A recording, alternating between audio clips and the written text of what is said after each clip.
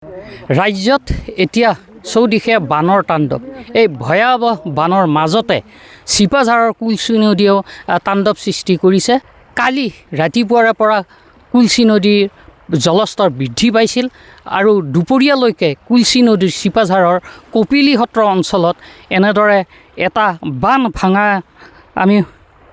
বান ভাঙিছে কুলচি নদীয়ে আৰু এই বান ভঙাৰ ফলত ইয়াৰে বিস্তীৰ্ণ এলেকাৰ খেতি পথাৰ এতিয়া জলমগ্ন হৈছে। এই ভৰাহনৰ বতৰত পথাৰসমূহত ইতিমধ্যে ধান খেতিৰ ৰোপণ কাৰ্য সমাপন হৈছিল। তাৰ পিছতে কুলচি নদীৰ এই বানে বিস্তীৰ্ণ অঞ্চলৰ খেতি পথাৰ বুৰাই পেলাইছে, হুমুনিয়াহ কাঢ়িছে কৃষকসকলে। আমি আছোঁ বৰ্তমান সেই কুলচি নদীৰ পাৰত কপিলী সত্ৰ অঞ্চলত। কপিলী সত্ৰ অঞ্চলৰ লগতে কেইবাখনৰ গাঁও ইতিমধ্যে জলমগ্ন হৈ পৰা দেখিবলৈ পোৱা গৈছে। ইয়াতে আছে স্থানীয় গাঁও প্ৰধানগৰাকী।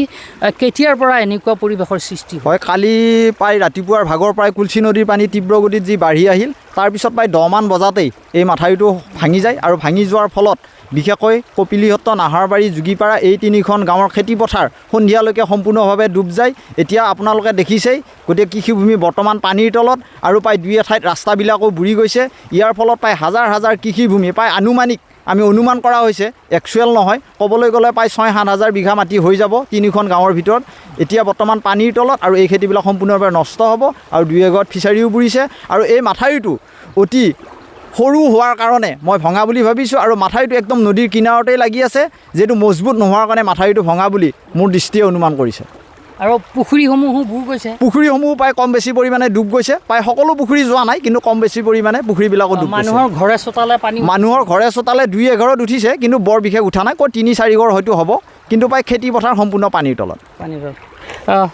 এনেকুৱা এক পৰিৱেশ দেখা গৈছে। আৰু যিহেতু সময় নাই, খেতি পথাৰ আৰু নতুনকৈ ৰোৱাৰ সময় নাই, ইতিমধ্যে শাওনৰ মাহ চলি আছে। এই ভৰা শাওনতে খেতি পথাৰ একেবাৰে নষ্ট কৰি দিছে। আন এগৰাকী কৃষক আছে, স্থানীয় কৃষক, কি ক'ব এনেকুৱা এটা পৰিস্থিতিৰ সৃষ্টি হৈছে? নহয়, এতিয়া চাওক, আমি এটা কথা অকণমান আগলৈকে যাব লাগিব।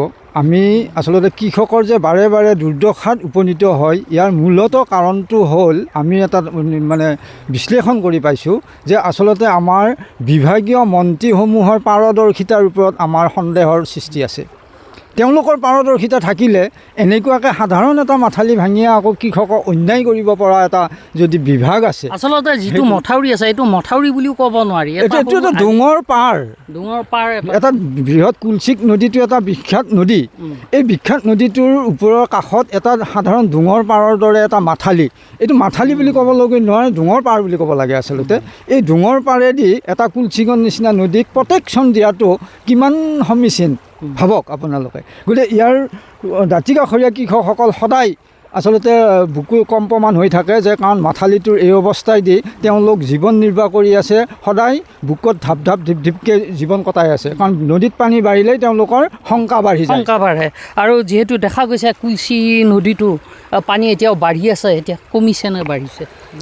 এতিয়া কি ক'ম, ক'ব লগাটো বহুত আছে, কিন্তু কথা হ'ল আমাৰ পথাৰটো নষ্ট হৈছে, কিন্তু লগতে পানী বাঢ়ি আছে।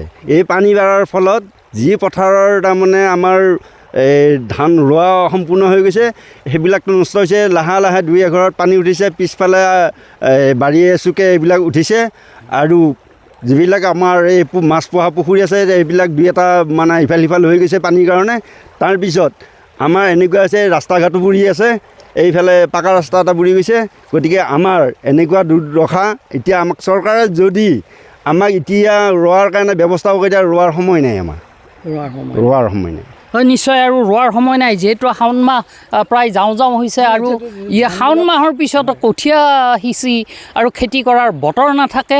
এই মুহূৰ্তত এই অৱস্থা দেখি কৃষকসকলে, বিশেষকৈ দৰিদ্ৰ কৃষকসকলে এতিয়া হুমুনিয়াহ কৰা পৰিলক্ষিত হৈছে।